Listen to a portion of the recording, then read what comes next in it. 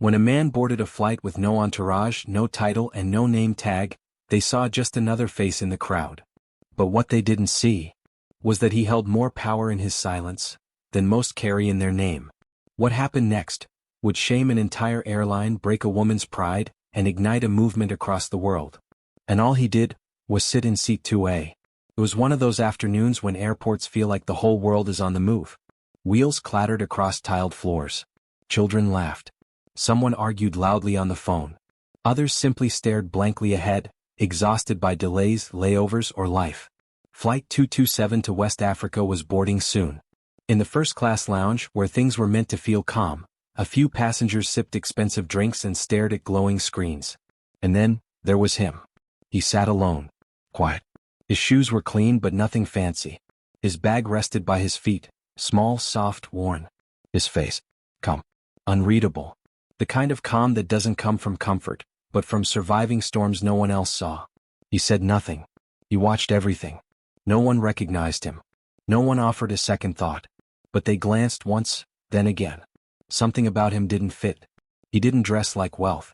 Didn't move like status. No wristwatch. No phone in hand.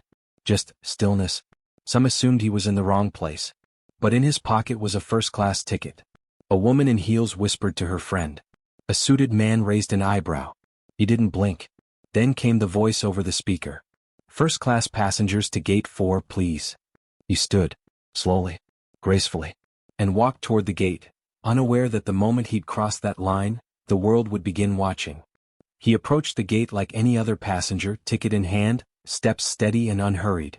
The line moved forward. At the front, a flight attendant with golden hair and red lipstick greeted a white man in a sleek, tailored suit. "Welcome aboard, sir," she beamed, scanning his ticket without a second glance. Then the quiet man stepped up. Her smile faded instantly. Her eyes dropped to his plain shirt, lingered on his face, and hardened. "Excuse me, sir," she said, lifting her arm like a barrier. "This line is for first-class passengers." He didn't react. Didn't frown.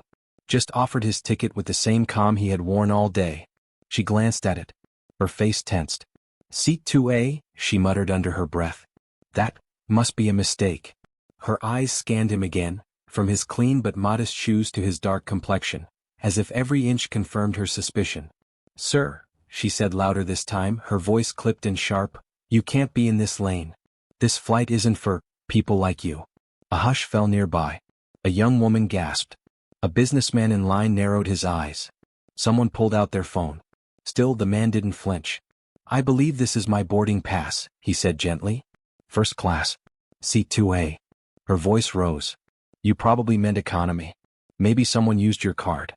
Maybe you're confused." He didn't argue. He didn't plead. He simply stood there.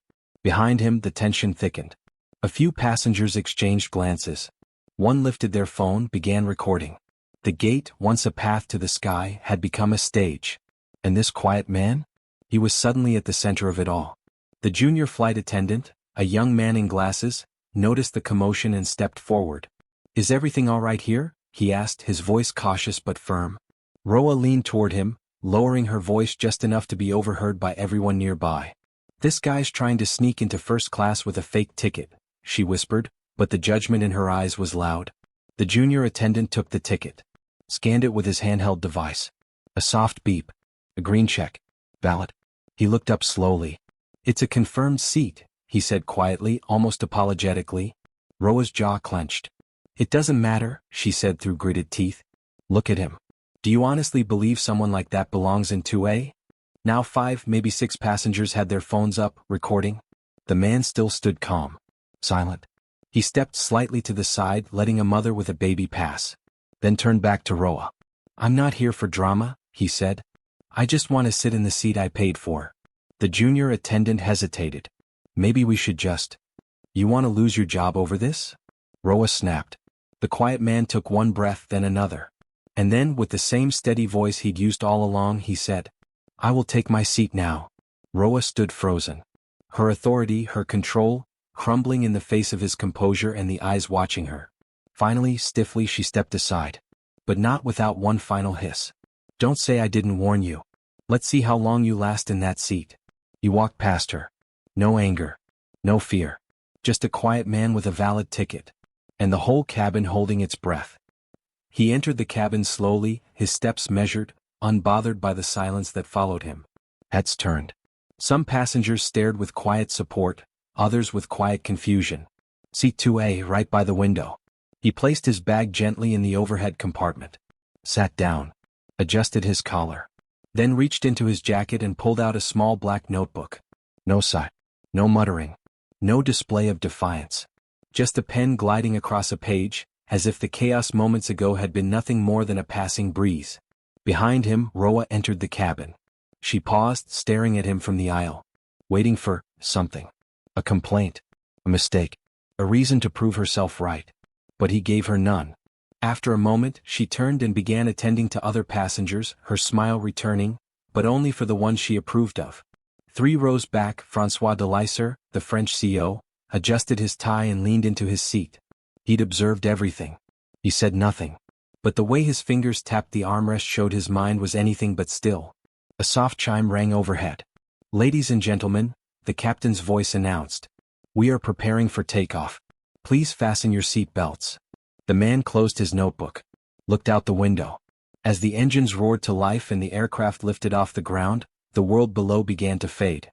But inside that plane, something deeper was rising. No one, not François, not Roa, not even the passengers holding up their phones, knew who that man in seat 2A really was. But they would. And when they did, they'd wish they'd treated him differently. High above the clouds, the plane cut through the sky like a whisper. Inside the first-class cabin, the mood remained still on the surface, but just beneath, tension simmered. The man in seat 2A sat with his belt fastened, posture straight. He didn't recline. Didn't ask for champagne. Didn't even glance at the menu. He simply watched the sky outside as if it held answers to questions no one dared ask. Roa moved down the aisle with a tray of drinks, her smile back in place, warm for some, charming for others. But not for him. She paused at seat 2B, where an elegant older French woman with pearl earrings smiled politely and asked for green tea. Roa nodded. "Of course, ma'am." Then she turned, eyes sharp, to the man beside her. "What would you like to drink?" she asked, her tone stripped of warmth. He looked up gently. "Just water, please." She rolled her eyes. "We have sparkling and still." "Pick one." "Still is fine." Moments later, she returned and dropped the bottle onto his tray table. No napkin, no grace. The plastic nearly toppled. He caught it, fixed the cap and took a sip. Still calm. Still silent. Across the aisle, François noticed. His brows furrowed slightly. He had met powerful men. Proud men. But this wasn't pride. This was something else. It was strength. The kind that doesn't raise its voice. Roa continued her service, handing out hot towels. She skipped 2A completely. The man didn't complain. But the woman beside him whispered, "Why does she keep ignoring him? He's not causing any trouble." Behind them, a man in 3C leaned to his wife. "Maybe she thinks he's not supposed to be here." The plane rocked gently. Just a hint of turbulence. But in that cabin, the storm was quietly growing. In the galley at the front of the cabin, the young junior attendant approached Roa again, his voice low but urgent. "Can I talk to you?" he asked. She sighed with annoyance. "What now?" He leaned in. "You need to stop treating that man like he's invisible. People are noticing. They're filming." Roa scoffed. "So, let them film. Let the whole world see. That seat doesn't belong to people like him. He bought it fine. But he doesn't belong here. He knows it. I know it." The junior attendant stiffened, alarm growing in his eyes. "You're crossing a line." "No," Roa snapped. "He crossed the line. People like him should know their place. They want to act like kings and sit in places they don't belong? Then let them feel the pressure." A sudden jolt shook the aircraft. Passengers gripped their armrests. Bags rustled in overhead bins. The captain's voice echoed overhead. "Ladies and gentlemen, we're passing through a small storm. Please remain seated and fasten your seatbelts." Roa turned back toward the aisle, moving quickly to check the cabin. She passed passengers, ensuring belts were buckled. When she reached 2A again, she paused just long enough to say, "You better buckle up tight," she said with a smirk. "Wouldn't want you flying out of your seat." He looked up, met her eyes calmly. "Thank you for the reminder," he said. She wasn't ready for that answer. Her smirk faded into something colder. And then she walked on. The turbulence eased. The sky smoothed. Lunch service began. Silver trays of fine meals were placed before the passengers. Clinking cutlery. Soft voices. Roa returned with a tray in hand, the one meant for 2A. She didn't say a word. Didn't wait for eye contact. Just dropped the tray in front of him hard enough that the knife shifted. Here. Hope this meets your standards. He glanced at the food, then looked up slowly. Thank you, he said. That was it. But across the aisle, Francois de Lyser had seen enough. He sat forward, turned to Roa, and said quietly, firmly, "Excuse me." Her body tensed. "Yes, sir?" "Why," he asked, "are you treating that man with such disrespect?" Roa's face flushed with red, but her voice stayed defensive. "Sir, please, mind your business." Francois didn't blink. "I am. This is my business. I pay for peace, not to watch a paying passenger be insulted." From behind, someone clapped once. Roa froze. She turned abruptly and walked away, but her steps were tight, angry. In the galley again she paced like a cornered animal. How dare they defend him, she whispered to herself. Who does he think he is, sitting in 2A? But the man in that seat had not moved, had not flinched. He simply closed his eyes and breathed. He was used to storms, in the air, and on the ground. But this one was different. This wasn't just about race. This was about dignity. And dignity never shouts. It endures. A soft chime rang again. Cabin crew, prepare for arrival. 30 minutes to landing, came the captain's voice. The atmosphere shifted. Passengers straightened in their seats. Trays were cleared, conversations quieted, bags zipped. But in first class, the tension hadn't moved an inch. Roa returned to the cabin one last time before descent. Her eyes locked on seat 2A. She stood beside him, arms folded, her voice low but venomous. "I hope next time you choose the right cabin," she said coldly. "You're lucky we didn't throw you out before takeoff." He looked up slowly. His voice was calm, clear. "Sometimes the seat we choose isn't about money," he said. "It's about what we represent. I will continue to choose this seat, not for comfort but because of what must change." His words didn't shout, but they echoed. And Roa, for the first time, had no words to answer. She stepped back, shaken, unsure. Outside the window, the clouds began to part, revealing the glimmering city lights of Lagos below. As the wheels of the plane began their descent, the quiet man in 2A gently lifted his small bag and placed it on his lap. He sat tall, composed. No one, not Roa, not Francois, not the passengers who had spent the entire flight watching him, knew what was about to happen next. But something in the air had shifted. And when that plane touched down, everything would change. The wheels kissed the runway with a soft bounce. A sigh moved through the cabin as the engines eased. The lights brightened and the speaker crackled to life. "Ladies and gentlemen, welcome to Lagos. Please remain seated until the aircraft comes to a complete stop." Some passengers clapped quietly. Others stretched, eager to leave the tension behind. But in first class, all eyes remained fixed on one man. C2A. He had not spoken more than a few words since boarding. He had not reacted to insults or to stares or to silence. He had sat, like a mountain, steady, unshaken. But Roa wasn't finished. As passengers began unfastening belts and collecting bags, she approached him again, her voice low and biting.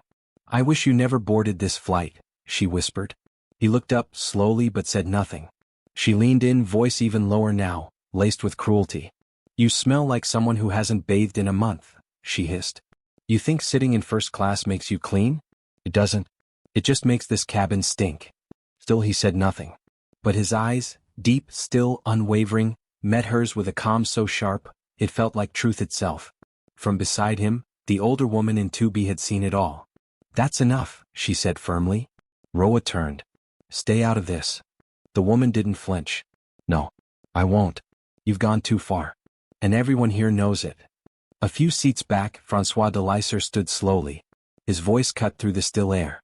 "Roa," he said, "you have embarrassed yourself. You've embarrassed this airline. And you've embarrassed us." Roa froze. "He has done nothing wrong," Francois continued. "He paid for this seat.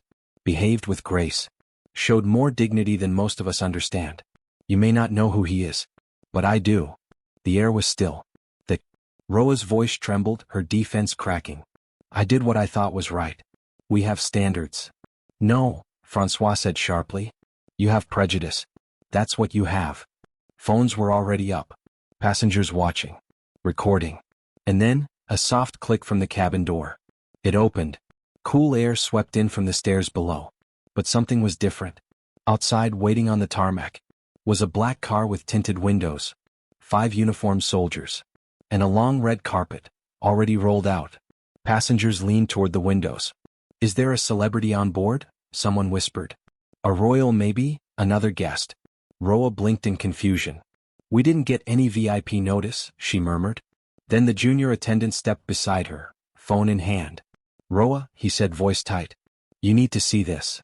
She snatched the phone and froze. On the screen, a photo. The same man in seat 2A, standing in a grand auditorium, hands raised before a crowd of thousands. Healing. Speaking. Leading. It wasn't just a man. It was Pastor Chris, president of Love World. Her blood ran cold. She looked up. And there he was, standing now, calm as ever, lifting his bag from the overhead bin. "No, no, this can't be," she whispered. But it was. And he was already walking toward the exit, without a single word. "Wait," Roa called after him, her voice suddenly soft, almost a whisper. "Sir." He stopped, turned. Her lips trembled. I didn't know. I didn't mean to." His eyes met hers again. Calm. Measured. Free of hate. Free of vengeance. But full of truth. "Would it have made a difference if you had known?" he asked gently. Roa opened her mouth, but no sound came out. "Respect," he said, "is not a gift reserved for the powerful. It is a duty owed to every human being." And then he walked out of the plane. Sunlight poured in as he stepped onto the tarmac. The soldiers straightened. One opened the car door with sharp precision. But he didn't enter immediately. He turned and looked up at the plane, at the faces pressed against the glass, watching in stunned silence. Inside, many felt a weight drop into their chests. Some had tears in their eyes. Others, quiet shame. Francois stepped off the aircraft moments later and caught up to him. "Pastor, sir," he said, lowering his voice. "Please forgive us. I had no idea who you were." Pastor Chris smiled faintly. "Sometimes," he replied, "we must walk low to see how deep people's hearts are." They shook hands. Inside, Roa had slumped into an empty seat, pale and trembling. The junior attendant stood near her. "You didn't just insult a president," he said quietly. "You insulted everyone who looks like him." Moments later, the captain emerged from the cockpit, his face hard. "Prepare a written report," he said, "and expect to be questioned." Roa buried her face in her hands. Outside, camera flashes lit up the red carpet. The quiet man from 2A entered the black car, not with pride but with purpose. He had flown as a stranger. But he had landed as a message. And the world was already listening. Inside the airport, chaos rippled quietly beneath polished uniforms and practiced smiles. Videos had already gone viral. Passengers had posted clips within minutes. Roa's raised voice. The calm man in 2A. Francois defending him. The red carpet. The salute. Twitter, Instagram, TikTok, all ablaze. Airport staff whispered behind counters. Security guards stiffened. Travelers at immigration kept glancing toward the gate.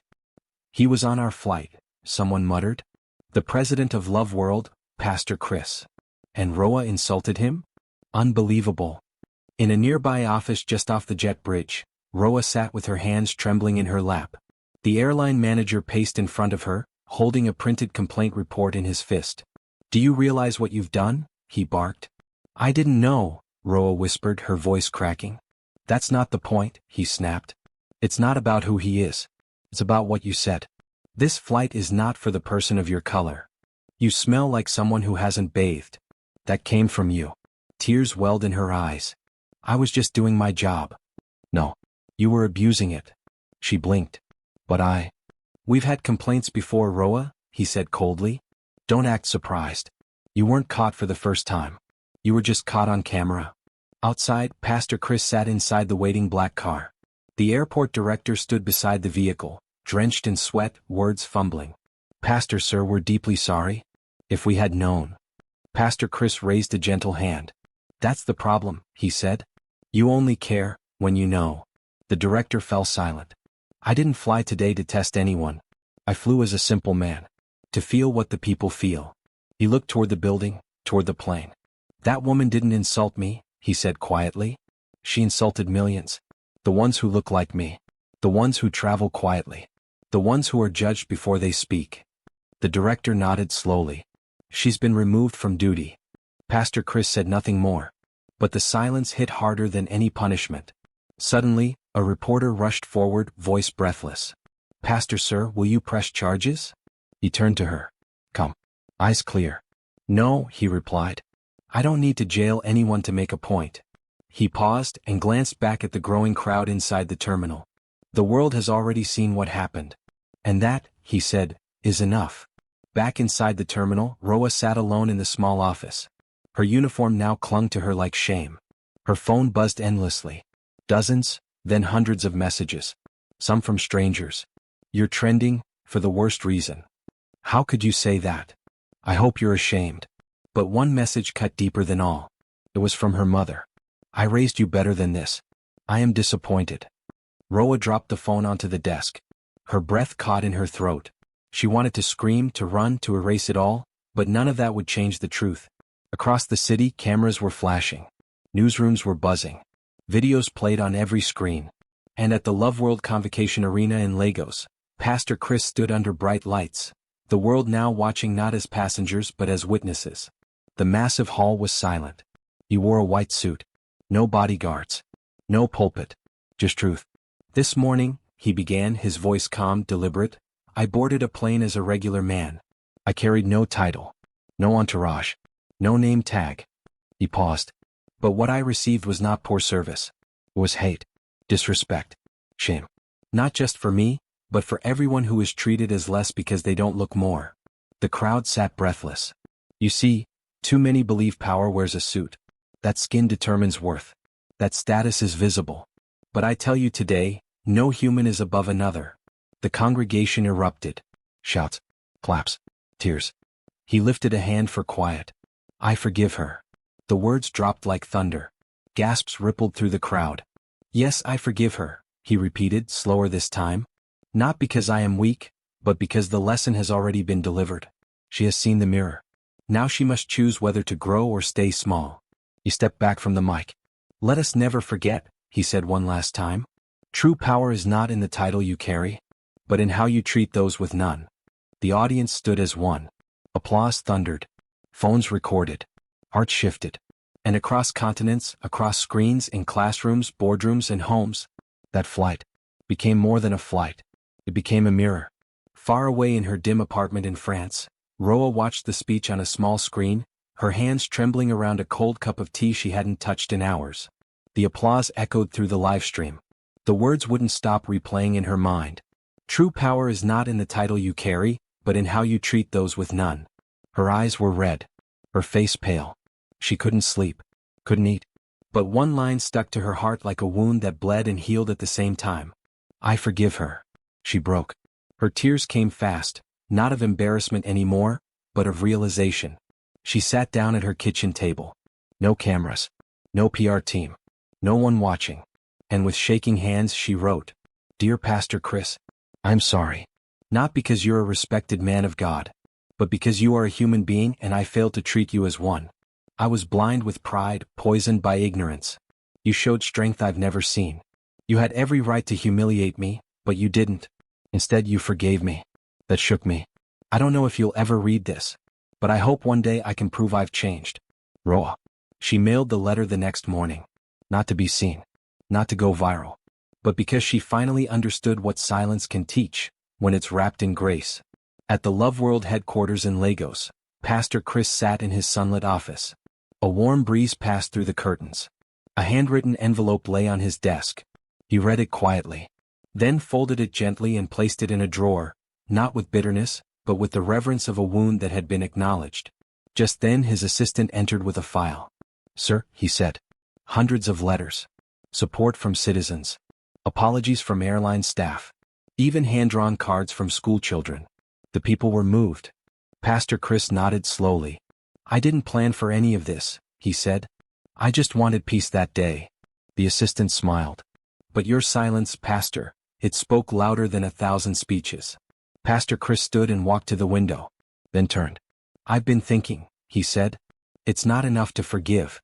He looked his assistant in the eyes. "We must educate. What happened that day wasn't just an incident. It was a mirror. And now it must become a movement." He paused. Prepare a global campaign. We'll call it the Love World Dignity Project. We'll teach respect in schools. Train customer service teams. Promote kindness in every language. Let this story be more than news. Let it be change. Thousands of miles away in a quiet district outside Paris, Roa had not returned to work. Her suspension was indefinite.